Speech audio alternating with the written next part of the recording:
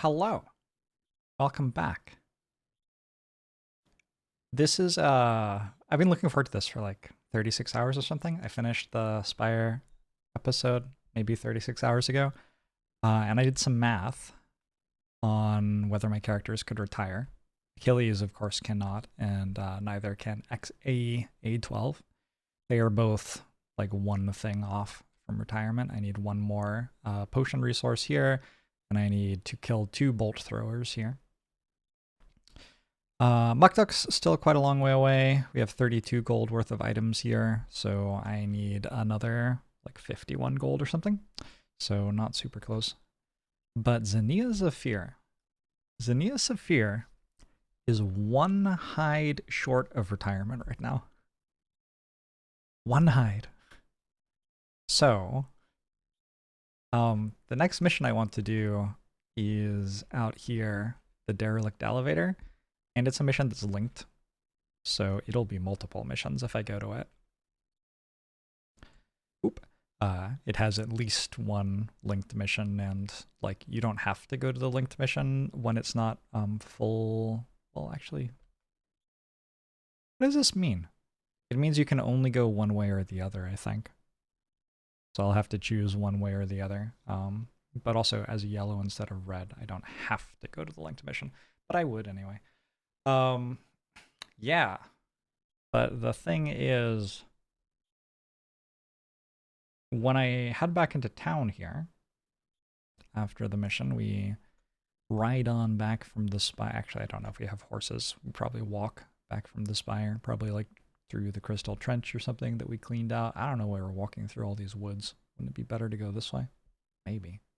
We get back to Frosthaven, and there is a town event. And if the town event gives me 1 hide, Xenia Zephyr is just done. So, let's click it.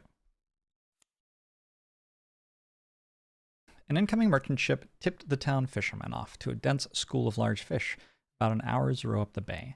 Captain Olmsted asked you to accompany and provide protection to the fishing expedition. The merchants were right. After an afternoon in the calm water, the boat was full of enough fish to last the town half of winter, which is why you're so dismayed when an Ambale pops his head out of the water.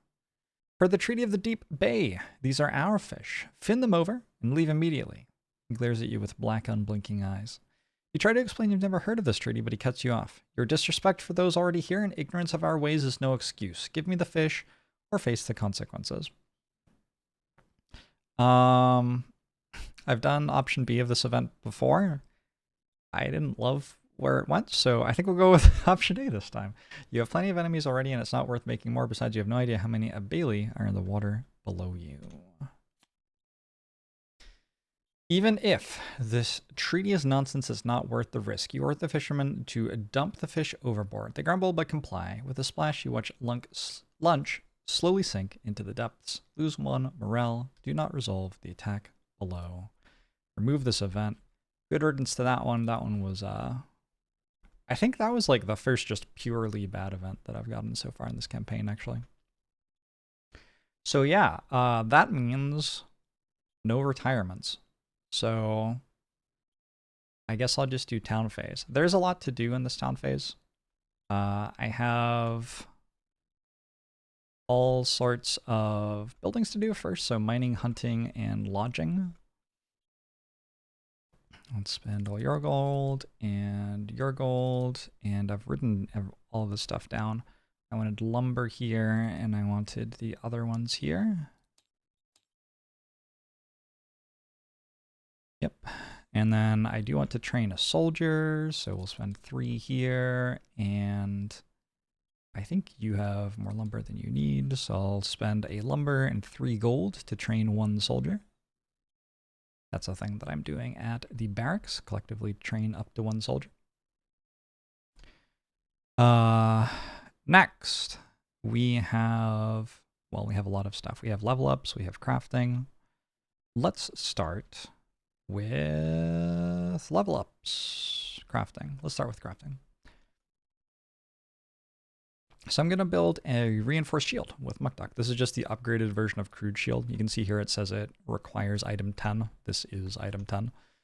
Duck already has a crude shield, so I can use the crude shield I have plus a lumber to get a reinforced shield. And then I also wanted to grab crude chain armor and a heavy sword. So we're grabbing all 3 of these items for our friend the Drifter. So this costs me 1 lumber and gets rid of my crude shield. That will be back in the shop if somebody else wants to buy it. Heavy sword costs me a metal and a hide. And chain armor costs me a metal.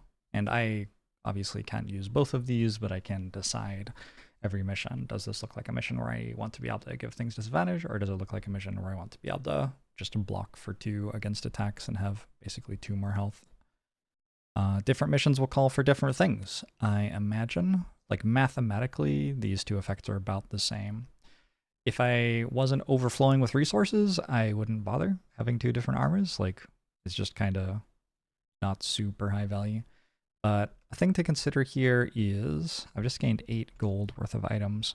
I am trying to get to 120 gold on this character for retirement. And I'm at 77 now. All of these items that I craft can be sold for 2 gold per resource or item that was used to make them. So turning my material resources into items gets this character closer to retirement, so it seems fine to build a little bit of extra stuff. Okay, a fun thing about having gone on 3 missions since last time I was in town. Oh shoot, I just remembered. I have to pass time. I should read 32.3. What's 32.3? I'm sorry. I got a bit distracted, I guess. Wait, where's the book? We need a scenario book, please. Nope, we need a section book, please. Open 32.3. Carriage piled high with blankets and carpets is tucked between a snowbank and a building near the edge of town. Its old owner sees you wandering by and looks both ways before beckoning you over. Nice place this Frosthaven. Cold though, eh? Maybe you're not the sort of people who would like some hot items. Maybe you're the sort of people who would like some hot items. He chuckles a bit to himself as he pins back a blanket on his carriage, revealing assorted items in like-new condition. I just need a few motivated buyers. Shouldn't be trouble up here, no. But I wouldn't wear these out in, let's say, Gloomhaven for a while, huh? You're not planning on heading south to that decrepit city anytime soon. Might as well pick up a few items at a steal of a price. Each character may buy 1 item from the purchasable item supply for its listed price, or 1 material resource for 7 gold. Oh! We have our first character retirement. Real quick. We got 13 gold, 37. Okay, hold on. It's okay though. It's okay. I can sell something else to get to 7 gold, and then I'll have hides. Oh, this is going to be kind of confusing. Give me... Wait, can I sell something? I can sell something whenever I want, right? No, I can't sell something right now. Oh my god. I'm 1 gold short. Are you kidding me? That is so tragic. Oh, the swings to suffer the things and somethings of something else. That was Shakespeare for you. When you're attacked before drawing an attack modifier card, the attacker gains disadvantage on the attack. I'm just looking at like other items I might want to buy. Circlet of Elements. During your ranged attack ability, add immobilize to 1 attack. Boots of Speed. Increase or decrease your initiative by 10. No. I think the only thing really is Poison Dagger. Maybe it's okay to use a Poison Dagger. But, like, I already have a whole lot of stuff. Plus, I already have a potion that can poison things. Also, I get to equip all of these small potions because I'm leveling up with all of my characters, so that's pretty cool. Okay, well, that's very upsetting. I don't think we are using this event for anything then. what I'll do is if I need to spend 7 gold on a resource for some reason later in the town phase, I'll do that, but I don't believe I will need to. Just noticed I wrote train soldier twice. Okay, so I mean, I could buy a whole bunch of stuff with Xenia Zephyr, but honestly, I'm not going to use any of it. I'm just I'm just buying it to complete my quest. So there's no real reason to buy it now, I don't think. Maybe I'll want to use these resources during the road event or something like that. Xenia Zephyr has a level up to do, and I didn't search for the modifier card I was adding to my deck yet, so I will do that now. When we level up, we click here. We increase our health by 2 for this character. Boom. We take a +0 card out of this deck and add a +1 and +1 for each adjacent ally card to it, because that's what I decided my perk for my level up would be. I did not kill 3 or fewer enemies, so I don't get a check mark from that. By the way, I went back and actually checked the tape because I really wasn't sure. My Deathwalker did kill 5 or more. My Banner Spear did not kill 3 or less. Is that my level up? No. No, because there's still the most fun part. I get to look at 3 cards now. Okay. So we have Meat Grinder. So if I didn't take a card earlier, I have the option to take it again on later level ups if I don't like the other ones, but like probably I will like the other ones, you would think. So one option is Meat Grinder. Meat Grinder, if we surround enemies, we can wound 2 of them and hit them for 4. That is a big number. And also the move and heal is not bad at all. This is a good card. I think the only other time I got a Banner Spirit at level 3, I actually took Meat Grinder on this level up as well. Let Them Come. Attacks for 2 and poisons 3 enemies in front of me. And the ally in the blue hex of the attack ability and self heal 2. I mean, that's pretty good. Summon Banner of Coleridge, all adjacent allies gain a shield. That also could be okay, especially with 7 health. I can imagine how that could be okay. But I think mainly with Let Them Come, the thing I'm excited about using is the top half of the card and trying to engineer situations where that's good. Which feel like they definitely should happen sometimes. I appreciate heal quite a bit. I think heal's quite good. Then we have Head of the Hammer. Hit for 7 and stun something, but I have to be standing in between an ally and an enemy. Also, we lose the card if we do that while gaining 3 experience. So, like 1 really big turn against an enemy, that's going to be useful sometimes for sure. And then bottom half of the card, move 4 and muddle all enemies within 1 range of me and channel air. Yeah, all 3 of these cards feel like they would be normal inclusions in my deck, like they're stronger than what I have so far. I think I'm going to go for Head of the Hammer here. I think I have enough low initiative cards, and I think I'm actually kind of lacking a good move card on this character. And this seems like a good move card. Move 4, muddle a bunch of enemies, and channel the element that we care about. That seems great. And then, like, sometimes for sure, I will use the top half of the card. Like, it seems very useful a lot of the time at the end of the mission. We've been fighting against, like, buffed enemies pretty often, so getting a stun off on them seems really good. So I will add Head of the Hammer to my card pool. These ones go away. Okay, that's 1 level up. There are more. Because, yeah, everybody levels up. Every single person. Muck Duck levels up. We now have 14 max HP. As well as leveling up, Muck Duck did succeed at Duelist. At least, I think so. I'm very confident that I did. Which means I get 2 perk check marks, so I'm actually getting 2 perks here. So what I have written down is I wanted to take, you may bring 1 additional hand item into each scenario. I think I shuffled these at some point, so they're just kind of like randomly assembled, which is very awkward. And then the other one I decided I wanted to take was, I should have written this down. Oh, I wanted to just replace my -2 with a +0. Getting the -2 out of the deck seems pretty good to just reduce the chance of failing in situations where I need a reliable 2 damage to kill something. It reduces my chance of failing by half in those situations because I go from a -2 or a crit fail failing to just a -2 failing.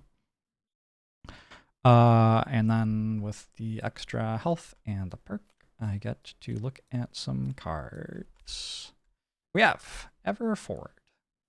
I've seen this one before. That's the level 2 card. Attack for 2 at 3 range and give self regeneration. Bottom half heal 3 targets within 3 for 1. Like, there's an obvious combo here with the card that makes my heals heal for more, right? But I feel like it just exhausts that card way faster than I want it to. I feel like I want that card to be used for targeted heals on a single person who's taking lots of damage rather than spreading the heals around. If I need to spread heals around, I would rather be doing it with, at all costs, heals all allies for 3. So, I don't think I want that one. What else do we have? Fierce Barrage. We have an AoE attack. We hit 2 enemies next to us. Or, bottom half of the card on your next 6 ranged attack abilities, add an extra target. Trying to think what ranged attack abilities I have. There are some. There aren't 0. What's the other one? Dual Bow. Attack for 2 targets within 3 range. Bottom half, move the character token of 2 of your persistent abilities backward 4 slots. Oh, and you lose the card. I feel like this card is kind of burying the lead, though. That's a pretty powerful sounding ability, isn't it? 2 targets within 3 range, attack for 2 each. Yeah. I also like that it has 26 initiative. I'm kind of torn between Ever Forward, which feels just like a really good way to heal up if I get low. Like, I head to the back line for a bit and let somebody else tank while I heal for 3 per turn with regen because of continuous health, making it so all of my heals heal for 2 more. I'm torn between that and Dual Bow just seems like the best damage here. It just seems pretty good. Obviously, I'm not super well set up to make ranged attacks, but that doesn't mean I don't do it sometimes anyway. I will take Dual Bow. And that will become a mainstay of my deck. Alright, next up, Bone Shaper. Also levels up. We are now level 3. I have 8 max HP. I also get 2 perk marks from succeeding at Miser. So I get 2 perks here. And I decided I just wanted all of these. Add 3 +1 health targeting Bone Shaper and redraw cards. So I'm going to add 6 of those to my attack modifier deck right now. So when my Wraith is attacking, there's now almost a 1 in 4 chance every attack that it heals my Bone Shaper for 1. I just have noticed that my Bone Shaper is regularly running out of health to summon skeletons with and transfer essence and stuff, and it has felt pretty costly to find time with another character to heal the Bone Shaper, so getting some of those into the attack modifier deck seemed good to me. And then I get to look at some cards. So we talked about Unearthed Horror last time. Our other options are Grave Digging. Bottom half, play a card from your discard pile to perform a summon action of the card. Or top half, summon a skeleton, only deals 1 damage to me. So this is a way to do something with the bottom half of a card early, for sure. Or Putrid Cloud, designate one of your summons and perform 2 damage All enemies adjacent to the summon and poison them, kill the designated summon. Bottom half, whenever an enemy attacks you or one of your summons, that enemy gains poison. If it already has poison, it suffers 1 damage after the attack instead. That's permanent? There are ways to abuse that card.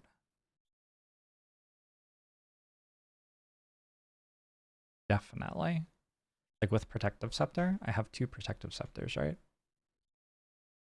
So I could walk into a room with my Bone Shaper, and I could have Putrid Cloud, and I could give my Bone Shaper 2 shield, and I could survive like 5 attacks and poison everything in the room. And it doesn't even like cost me an action because I could have played the card earlier in the mission already.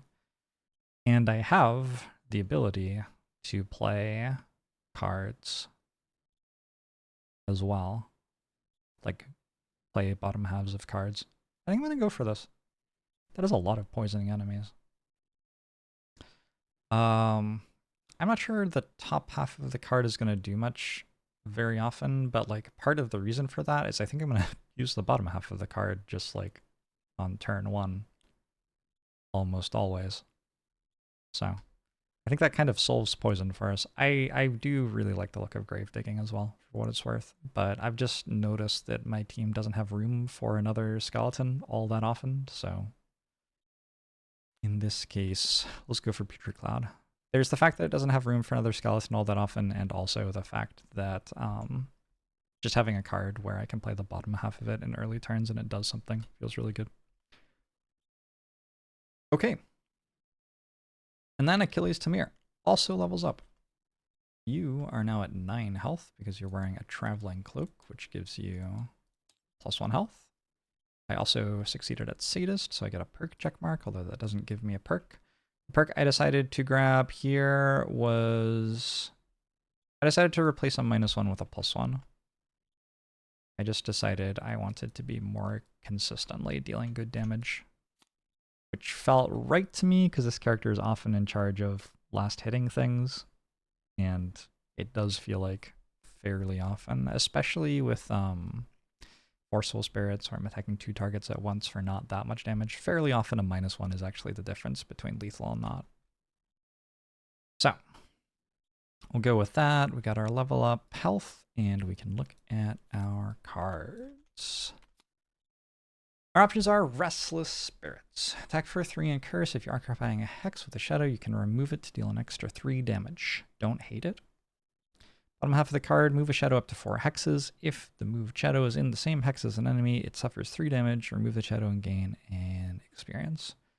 Don't hate that either. Also, really like that that is a way to deal damage with the bottom half of a card, because that is a thing my Deathwalker just straight up cannot do at all. So I'm kind of like a heavy favorite, I would say, right now to take Restless Spirits. It's what I did the only other time I've gotten a Deathwalker to level 3, so that's the choice I made last time, but I don't remember what the other ones are. Let's see. Ritual Sacrifice, 3 damage, add +1 damage for each shadow in or adjacent attacks occupied by the target. It's kind of, that's weird, because, what's the name of the card that I was playing a bunch last mission? Strength of the Abyss. This just deals extra damage for all the shadows, no matter where they are on the map. I guess this starts at 3 damage, though. Okay, I see. Bottom half of the card, remove any number of shadows from within 3. For each shadow removed, gain an experience, and grant 1 ally or self a shield, and move to and channel dark. Okay, well that's pretty good, actually. That seems like an excellent way to get through a room. It feels like it plays really nicely with this if you attack me, you get poisoned thing that I just put on my Bone Shaper. I can just make my Bone Shaper really tanky for 1 turn where we walk through a door and everything in the room can be poisoned. And also, like, another big bonus from this is we don't take a bunch of damage. I guess the only downside is there do seem to be some enemies who shield is not that good against. Deadbolt. Deal 3 damage at 4 range. If I consume dark, I can curse the enemy and get an experience. Bottom half of the card, move all shadows up to 3 hexes. It's a very slow card. 88 initiative is, I think, actually a problem. I think my Deathwalker is sometimes having trouble. Yeah, I could really use like another 20 initiative card, because I'm sometimes getting to a point where I'm having to move at like 40 initiative when I want to go fast. I think I'll go Ritual Sacrifice. It is not a card that is that great on turn 1. That is a problem I will observe. But I'm not sure any of the other ones are that great on turn 1 either.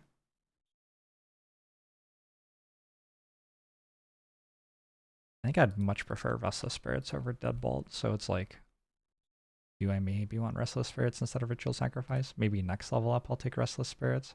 I would still like to have some way to attack with the bottom half of a card. Realistically, also, I probably don't get another one. I'm actually going to take Restless Spirits. Nah, never mind. I just want to be able to attack with the bottom half of the card. It just feels important. Okay, anyway, those are my level ups. That's a lot of like leveling up, huh? The only other thing, okay, there are 2 other things I want to do in town. One, I want to use my potion resources. So I have 2 Corpse Cap, a Flame Fruit, and an Axe Nut, which means I can make a Corpse Cap plus Flame Fruit, and an Axe Nut plus Corpse Cap. Yes? I think so. So, this one is Holy Water. During your turn, bless yourself. Cool. And this one is Frenzy Potion. During your turn, make an attack for 2. Also cool. I kind of want to put both of these on my Banner Spear so that I can 100% guarantee retirement on my Banner Spear next time we're in town. Otherwise, I have to build another small item to retire.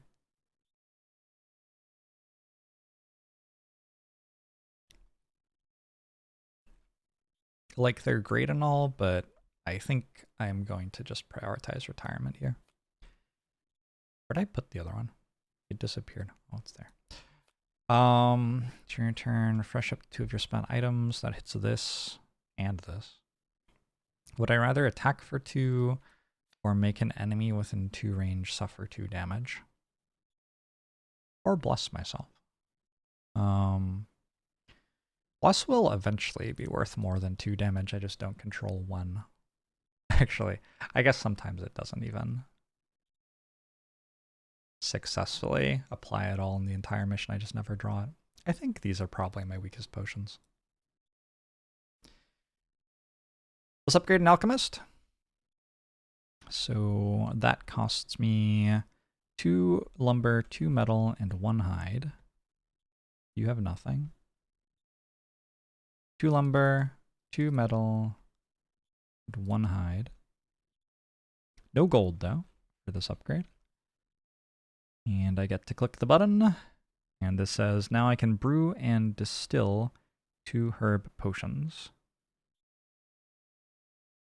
I'm sorry, what does that even mean? What? Brew and distill 2 herb potions.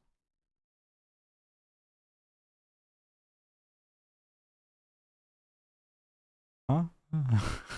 I got a prosperity. Was that? Oh, we've successfully hit prosperity 2. So now the stuff that requires prosperity 2 to do is doable. So for example, next time I'm in town, I could upgrade this craftsman. I can still build this wall segment and this wall segment now. But yeah, other than that, I guess I can also build the boat, sled, and climbing gear. What does it mean, brew and distill 2 herb potions?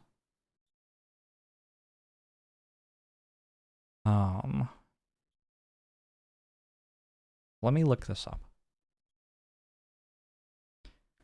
Okay, so distilling a potion means that I get back 1 of the herbs that was used to make it. I am trying to think right now if I can, in some ludicrous way, get a retirement on my Banner Spear out of that fact. Because I could like distill this and give my Banner Spear. Oh shit, I can.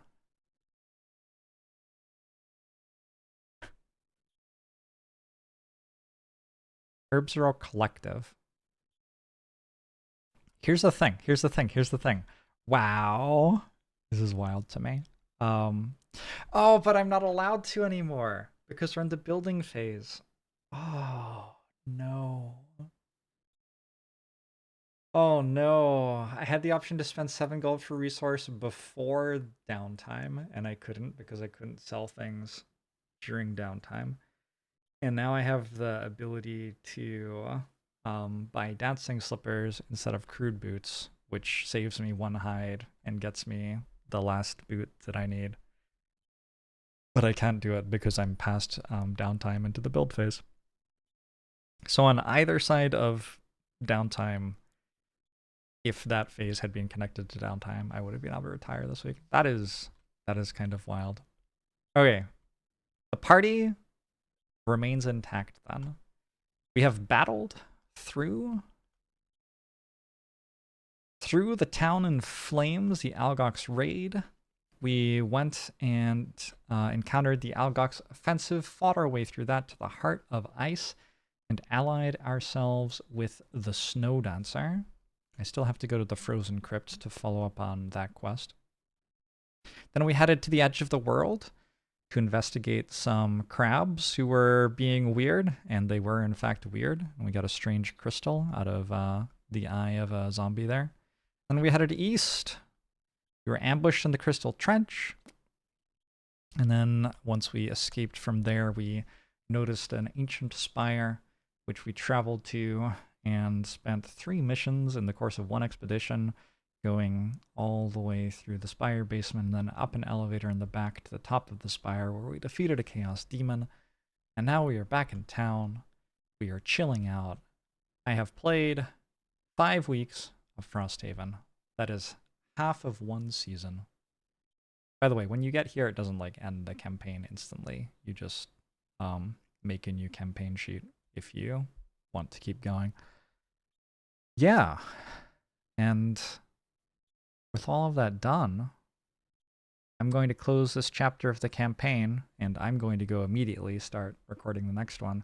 Chapter 2, we will be beginning by heading to the east again to fight more robots, and I think Chapter 2 will be heavily punctuated by the retirements of the cast we have grown to love, and their replacement with some new fun characters. So I'm really looking forward to it. Thank you for hanging out. Thanks for joining me for this shorter epilogue on the chapter, and I will see you next time.